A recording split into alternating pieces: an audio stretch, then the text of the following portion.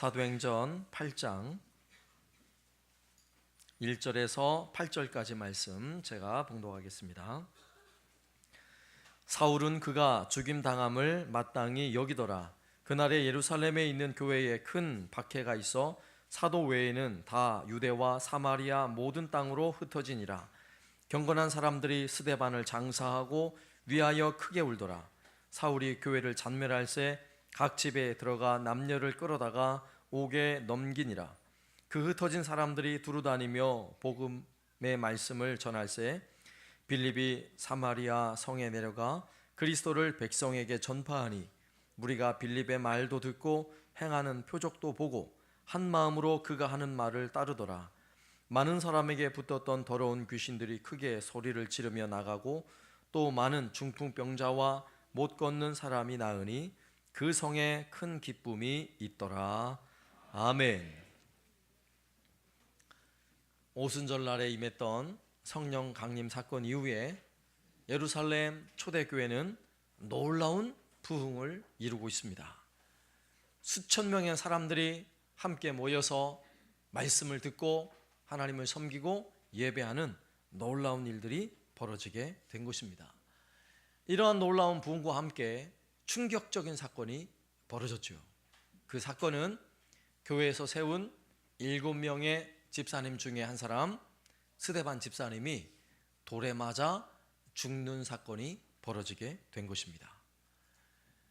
그 당시에도 누군가 돌에 맞아 죽었다, 물론 유대인들의 신성을 모독한 죄에 대한 처형법이지만 그것은 그 사회에 대단히 충격적인 사건이었던 것입니다. 왜냐하면 로마 법으로도 사람을 죽일 때에는 총독의 허락을 받고 죽여야 하는 거예요. 그런데 그것을 그냥 무시해버렸어요. 그리고 군중들이 얼마나 화가 치밀어 올랐는지 스데반을 끌고 성 밖으로 나가는 동안에 그래도 꽤 긴 시간이 걸렸음에도 불구하고 그 분이 가라앉지 않았습니다. 사도행전 7장 57절 58절 말씀해 보면 그때 상황을 이렇게 기록하고 있어요. 그들이 큰 소리를 지르며 귀를 막고 일제히 그에게 달려들어 성 밖으로 내치고 돌로 칠새 증인들이 옷을 벗어 사울이라 하는 청년의 발 앞에 두니라.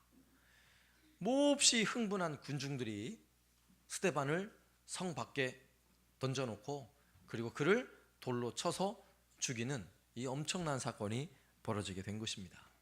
그런데 우리가 조금 전에 읽은 말씀에서도 주의해 보아야 할 것은 사울이라는 청년이 등장을 해요. 사울이라는 청년은 나중에 예수를 믿고 그의 전생애를 복음 전하는 일을 위해 헌신했던 사람이에요.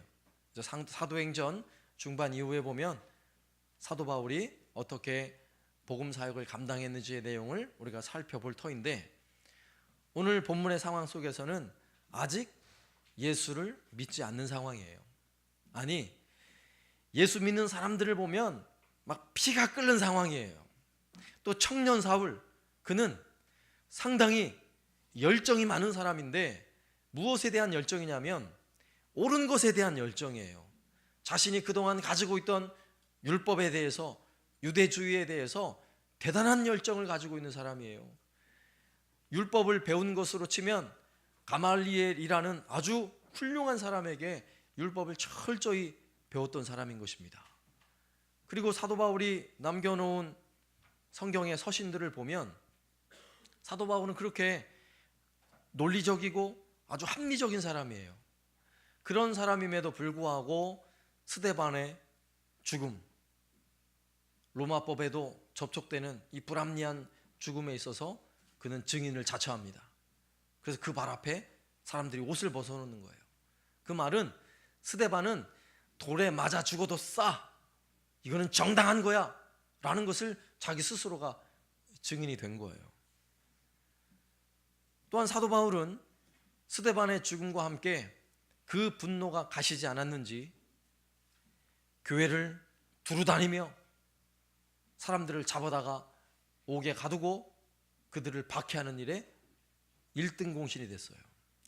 8장 3절 말씀에 사울이 교회를 잔멸할세 각 집에 들어가 남녀를 끌어다가 옥에 넘기니라. 예수 믿는 사람들이 모였다는 소식만 들리면 당장 쫓아가서 목을 끌고 감옥에 쳐넣는 것입니다. 그런데 오늘 3절 말씀에 보면 잔멸할세라는 단어가 있는데, 이 표현은 사람을 사람으로 취급하지 않는다는 거예요. 짐승처럼 취급한다는 것입니다. 그리고 인격을 모독하고 그 몸에 상처를 입히고 핍박을 하는 것, 이것을 잔멸한다라고 표현하는 것입니다. 이렇게 사울이라는 청년이 중심이 돼서 성도들을 향한 엄청난 핍박이 예루살렘에 시작된 거예요. 그러나 놀라운 사실은 스데반의 순교, 그리고 이 엄청난 핍박과 함께 예루살렘 초대교회는 아주 획기적인 어떤 사건, 또 다른 사건이 벌어지게 되는 것입니다. 오늘 1절 말씀에 보면 사울은 그가 죽임당함을 마땅히 여기더라. 그날에 예루살렘에 있는 교회에 큰 박해가 있어 사도 외에는 다 유대와 사마리아 모든 땅으로 흩어지니라. 아멘. 예루살렘에만 머물러 있던 복음의 능력이 세상 밖으로, 예루살렘 밖으로 퍼져나가기 시작했다는 것입니다. 예루살렘에만 있었던 그 부흥이 이제는 예루살렘만의 부흥이 아니라 온 세상을 향해 놀라운 부흥으로 번져가기 시작했다라는 것을 오늘 1절 말씀에서 우리에게 가르쳐주고 있는 것이에요. 그래서 우리는 오늘 주어진 본문의 말씀을 통해서 교회에 대한 매우 중요한 두 가지 이해를 해야 하는데, 그 하나는 모이는 교회라는 의미이고요, 또 하나는 흩어지는 교회라는 의미인 것입니다. 이 두 가지 의미를 오늘 말씀을 통해 살펴보려고 합니다. 첫 번째, 모이는 교회. 모이는 교회. 예루살렘 초대교회의 시작이 바로 모이는 교회예요. 120명의 제자들이 마가 다락방에 모여서 함께 모여 함께 기도하고 있습니다. 그때 성령께서 각 사람에게 임하는 놀라운 사건이 벌어집니다. 그 후에 제자들이 가서 복음을 전하는 곳마다 수천 명의 성도들이 모이게 되는 것입니다.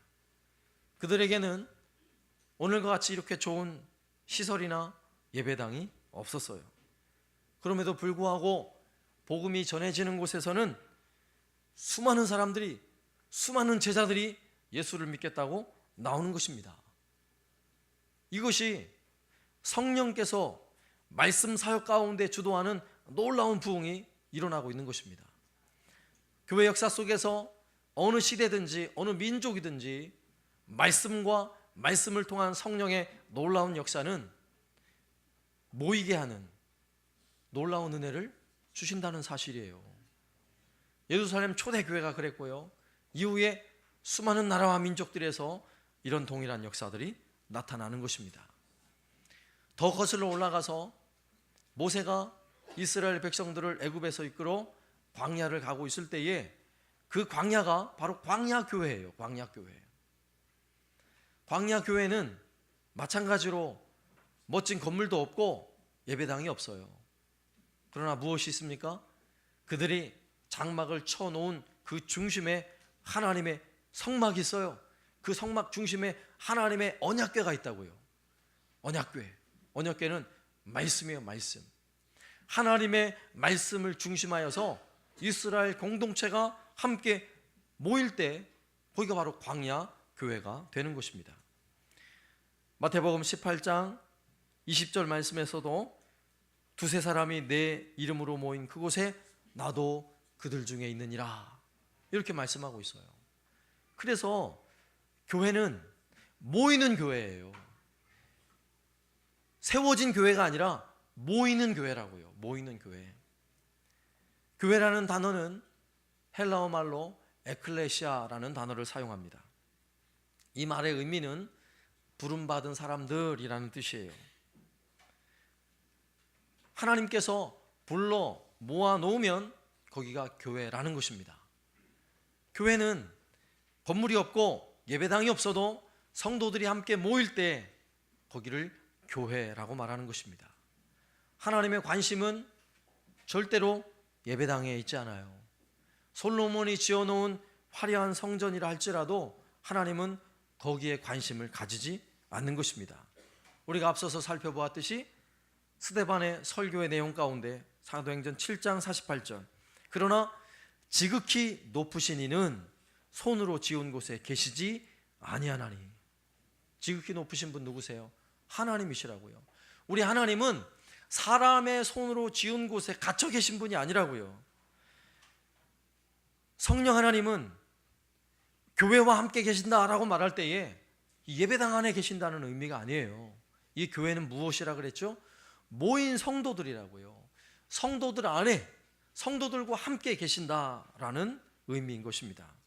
그러므로 고린도전서 3장 16절 말씀에서 이렇게 말씀하고 있어요. 너희는 너희가 하나님의 성전인 것과 하나님의 성령이 너희 안에 계시는 것을 알지 못하느냐. 이제는 하나님이 어디 계세요? 우리 안에 계신다고요. 내 안에 계신다고요. 하나님을 예배하는 성도들이 모인 이곳이 거룩한 이유는 무엇인고 하면 우리 각 사람에게 임하신 거룩한 성령, 그 성령 때문에 오늘 우리가 모인 이 자리가 거룩한 것입니다. 이런 의미에서 모이는 교회인 것입니다. 한 분 성령을 모신 성도들이 함께 모여서 하나님의 가족을 이루고 있는 것이에요. 이게 바로 교회인 것입니다. 그래서 교회라는 단어는 공동체, 이런 말을 쓰는 것입니다. 그러므로 교회라고 말할 때는 교회가 얼마나 성도들이 많이 모였나, 얼마나 멋지고 화려한 예배당을 짓고 거기에서 모이는가는 하나도 중요하지 않아요. 사람들은 중요시 여기지요. 사람들은 높은 건물을 짓고 이게 내 건물이야 이러면 사람들은 입을 딱 벌려요. 와, 성공했네. 교회도 그래요. 교회도 예배당을 멋지게 지어놓고 거기에 수많은 성도들이 모이면 와, 성공했네 그래요. 그러나 하나님은 그 교회를 보면서 와, 성공했네 그러시겠어요? 절대로 그러지 않으세요. 스데반의 설교에서 보셨잖아요. 사람의 손으로 지은 곳에 계신 분이 아니세요. 우리 하나님은 어디에 계세요? 우리 안에 계신다고요. 각 사람 안에, 우리 안에 계셔서 우리로 하여금 하나님의 가족, 모이는 교회로 세워지길 원하신다고요. 그렇다는 의미는 우리가 이 다음에 천국에 가서 하나님, 저는 10,000명이 모이는 아주 큰 교회에서요, 제가 봉사를 얼마나 열심히 했는 줄 아세요? 아무 소용없어요. 아무리 대형 교회에서 내가 신앙생활을 해도 하나님은 그것 때문에 너 그래? 너 큰 교회에서 봉사하고 왔다고? 이러는 분이 아니시라고요. 그러면 하나님의 관심은 어디에 있다는 거예요? 모이는 교회. 정말 하나님의 가족이 되어서 하나님의 가족처럼 서로 사랑하고 섬기며 돕고 격려하고 위로하면 그게 바로 모이는 교회고요. 하나님의 관심이 바로 거기에 있다는 것입니다. 이런 의미에서는요, 많고 적음이 필요가 없는 것입니다. 성도가 100명이든 1000명이든 상관이 없는 거예요.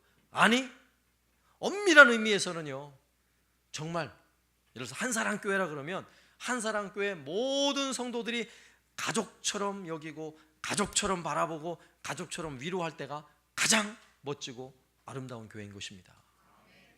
우리는 이걸 알아야 돼요. 그런데 모이는 교회, 그러니까 그래 무조건 많이만 모이면 돼. 아니에요.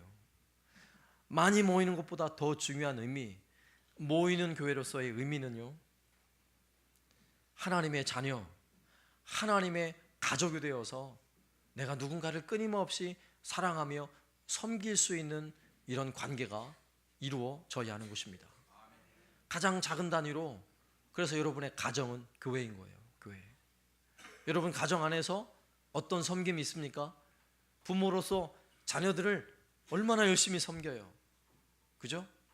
때로는 등골이 휘어지도록 자녀들을 열심히 공부할 수 있도록 돕는 일에 최선을 다하면서 섬기는 것이 부모 아니겠어요? 또한 자녀들은 그런 부모님께 감사하는 마음으로 자기에게 주어진 일들 열심히 공부할 때 공부하고, 그죠? 또 직장 취업해야 할 때 취업하고, 결혼해야 할 때 결혼하고, 이것이 자녀가 또 부모를 섬기는 일이에요. 이것이 가정 안에서 그렇게 아름답게 이루어지듯이, 가정 안에서 누군가 몸이 아프고 병이 들면 온 식구들이 그 가족 한 사람을 위해서 열을 내리도록 이마에 수건을 올려주고, 그를 위해서 주물러주고, 그를 위해 기도하는 그런 가족이 바로 가정이듯이, 모이는 교회는 온 성도들이 서로에게 이런 은혜를 나눌 수 있어야 하는 것입니다. 이게 바로 모이는 교회예요. 이런 의미에서 성령께서 예루살렘 초대교회에 임하실 때에, 우리가 앞서 이미 살펴본 내용인데 어떤 반응이 나타났습니까? 모든 성도들이 너나 할 것 없이 자기 가진 모든 소유를 다 팔아서 헌금을 하는 것입니다. 그리고 그것을 가진 자, 많이 가진 자, 적게 가진 자 없이 서로 나누었으며 아름다운 공동체를 이루잖아요. 이게 진정한 모이는 공동체라고요. 여러분에게 제가 재산을 다 팔으라 소리 아니에요. 뭐 하라는 이야기예요? 교회 안에서 모이는 공동체로서 서로를 사랑의 눈으로 바라보시라는 것입니다. 서로를 위해 내가 위로자가 되어 주어야 한다는 거예요. 서로를 감싸 안을 수 있는 가족과 같은 공동체를 이루어야 하는 것이 모이는 교회인 것입니다. 마태복음 25장에 보면 아주 멋진 비유가 있어요. 이 다음에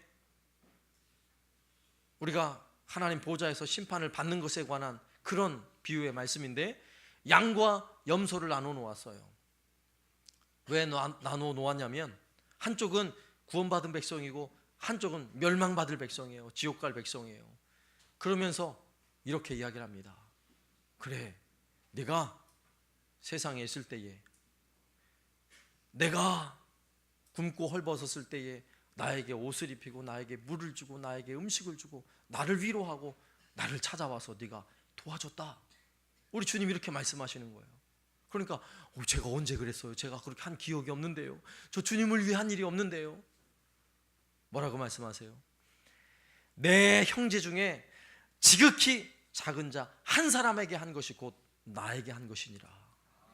이게 우리 주님 말씀이세요. 이것이 바로 모이는 교회라고요. 모이는 교회, 우리 한사랑교회 성도들이 되었다는 의미는 우리가 한 가족이 되어서 나만 은혜 받고 나만 잘 되면 되는 것이 아니라 교회 성도들 한 사람 한 사람을 돌아볼 수 있어야 한다는 것입니다. 그리고 예배만 드리면, 주일날 예배만 드리면 땡! 이것이 아니라 여러분의 삶 속에서 교회 성도들과 함께 밖에서도 함께 식사를 나누며 기뻐할 수 있어야 하는 것이고요, 서로의 아픔을 위로할 수 있는 관계가 되어야 한다는 거예요. 이런 의미에서 교회는요, 소그룹 모임이 중요한 것입니다.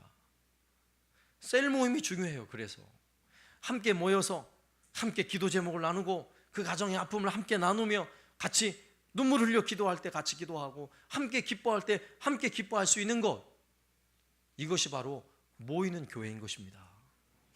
또한 아울러서 함께 모여 예배하는 이 아름다운 은혜와 이 감동이 예배당 안에서만의 감동이 아니라 여러분의 가정 안에서 함께 예배하는 가정이면 여러분 가정이 교회거든요. 여러분 가정이 한사랑교회예요. 그러면 여러분 가정 안에서도 하나님의 은혜가 있어야 돼요. 서로에 대한 이런 아름다운 은혜의 섬김이 나타나야 하는 것입니다. 이것이 바로 모이는 교회인 것입니다. 두 번째로는요, 흩어지는 교회입니다. 성령께서 세워가는 교회는 모이는 교회이면서 동시에 흩어지는 교회여야 하는 것입니다. 예수님께서 승천하시면서 제자들을 향해 명령하신 말씀이 있어요. 우리가 이미 앞서 살펴본 내용인데, 사도행전 1장 8절 말씀에 오직 성령이 너희에게 임하시면 너희가 권능을 받고 예루살렘과 온 유대와 사마리아와 땅끝까지 이르러 내 증인이 되리라. 우리 예수님 이렇게 명령하셨어요. 성도들은 증인이 되어서 땅끝까지 흩어지는 것입니다. 주의 복음을 들고 나아가야 하는 것입니다. 이것이 바로 예수를 믿는 성도들에게 주신 예수님의 명령이에요. 그런데 오늘 우리가 읽은 본문 말씀에서도 놀라운 사실은 예수님의 이 명령을 잘 이해하지 못하고 있다는 사실이에요. 예루살렘 초대교회가 이 사실을 잘 이해하지 못했고, 또한 교회를 이끌어가던 사도들이 이 사실을 제대로 이해하지 못하고 있었어요. 다시 사도행전 8장 1절 말씀을 보면, 사울은 그가 죽임당함을 마땅히 여기더라. 그날에 예루살렘에 있는 교회에 큰 박해가 있어 사도 외에는 다 유대와 사마리아 모든 땅으로 흩어지니라. 교회에 큰 핍박이 있어서 흩어지는 것은 오늘 말씀에 의하자면 하나님의 주권적인 사역이에요. 물론 핍박받는 것이 고통이고 아픔이지만 그것을 통해 하나님은 하나님의 백성들을 흩으시는 거예요. 땅끝까지 이르러 내 증인이 되라 말씀하시는 그 말씀이 이루어지도록 흩으시는 것입니다. 그런데 이러한 사건이 벌어질 때에 사도들은 어떻게 행동하고 있어요? 사도들은 박해가 있지만 사도 외에는 다 흩어졌대요. 그러니까 사도들은 예루살렘을 지키고 있는 것입니다. 이것이 바로 제가 지난 주일에 스데반의 설교를 통해서 말씀드린 유대주의예요. 유대주의. 자신이 그동안 가졌던 유대주의의 이 전통을 사도들은 오히려 쉽게 버리지 못하는 것입니다. 그 전통이 뭐예요? 우리는 아브라함의 후손으로서 할례받은 혈통을 가진 이런 사람들이다. 이 민족적 자랑이에요. 그러면서 배타적 의식을 가지고 있는 것입니다. 우리는 또한 모세로부터 받은 이 율법을 가진 그런 민족이다. 자신의 우월감을 자랑하는 것입니다. 그러면서 유대인 이외에 어떤 민족도 구원이 없다. 그들은 그렇게 생각하고 있는 것입니다.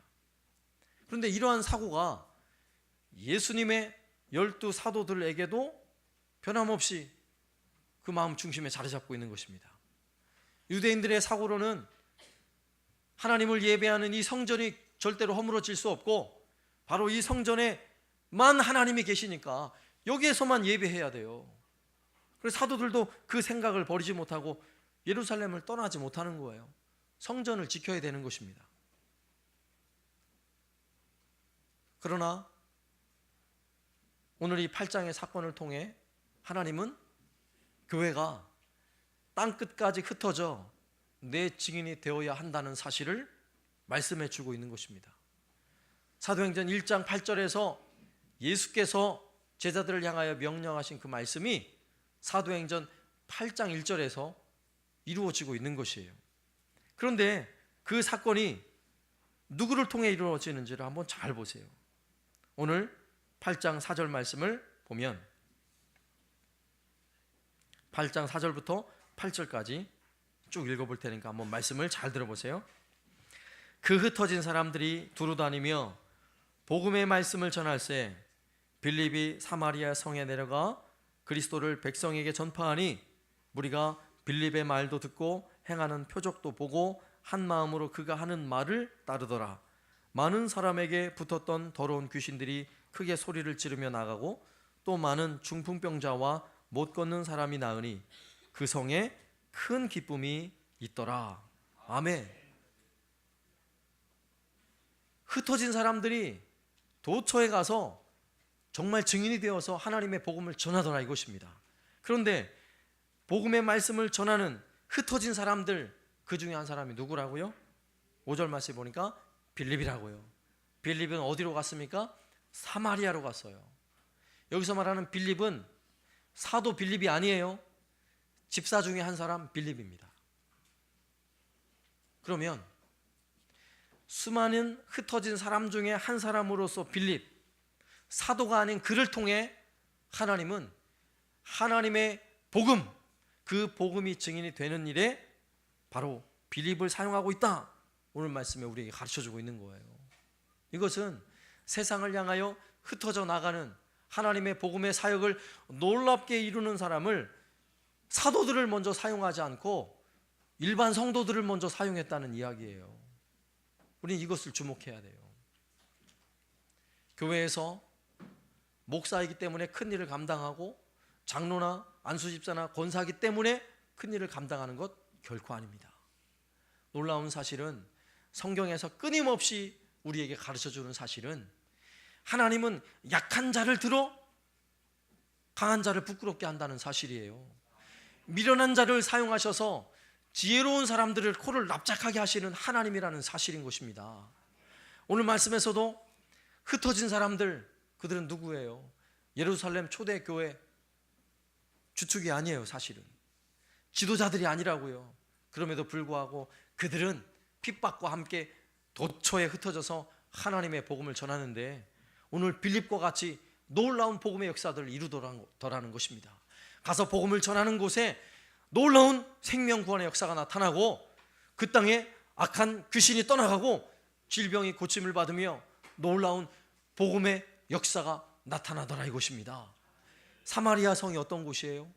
사마리아 성은요, 오늘 이 사건이 있기까지 1000년 동안 제대로 대우를 받지 못하던 그런 땅이에요. 1000년 전에 남유다와 북이스라엘로 나뉘어질 때에 사마리아는 북이스라엘의 수도예요. 그 땅에는 수많은 이방 민족들이 함께 섞여가지고 혼혈 민족이 됐어요. 정통 이스라엘 혈통이 아니에요.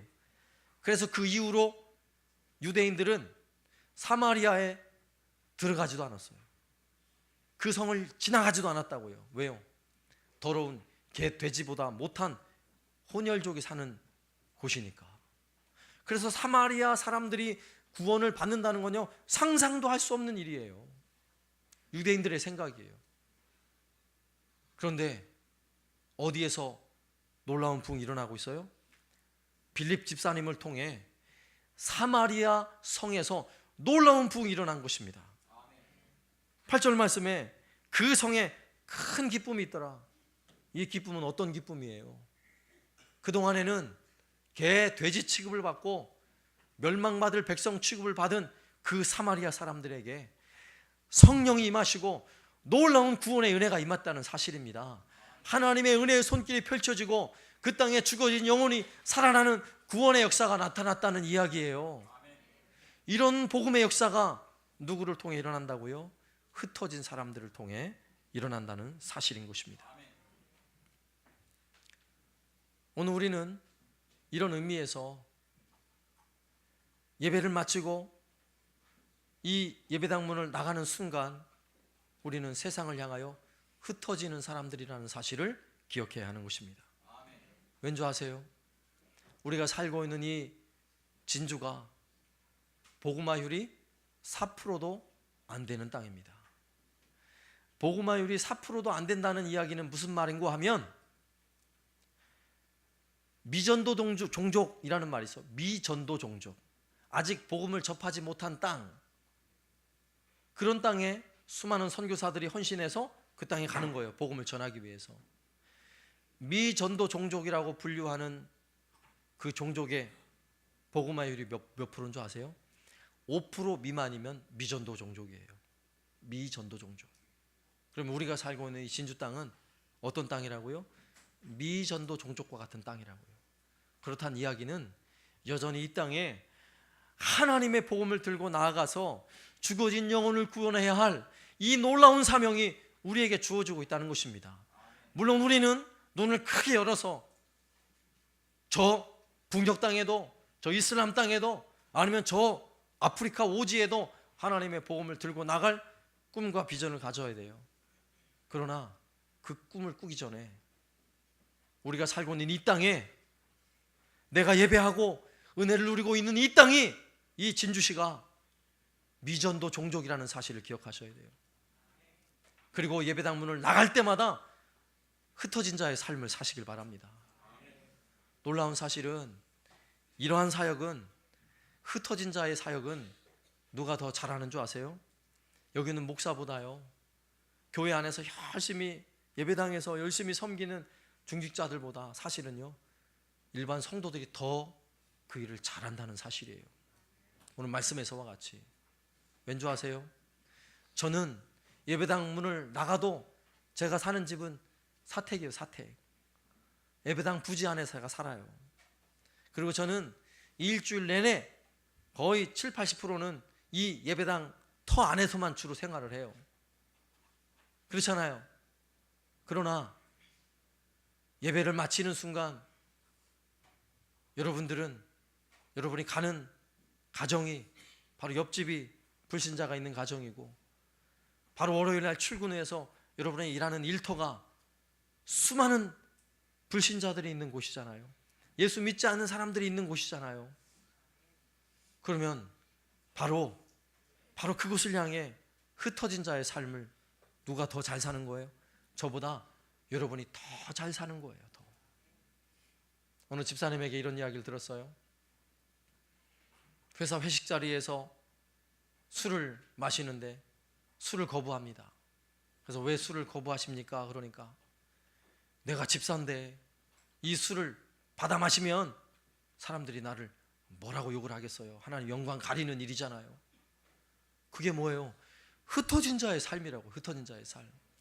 예수 영광을 위해서, 하나님 영광을 위해서 내가 일하는 곳에서, 내가 머무는 그곳에서 예수의 이름을 높이고 있다면, 예수 이름을 증거해내고 있다면, 그것이 바로 스데반과 같은 순교자의 삶인 것입니다.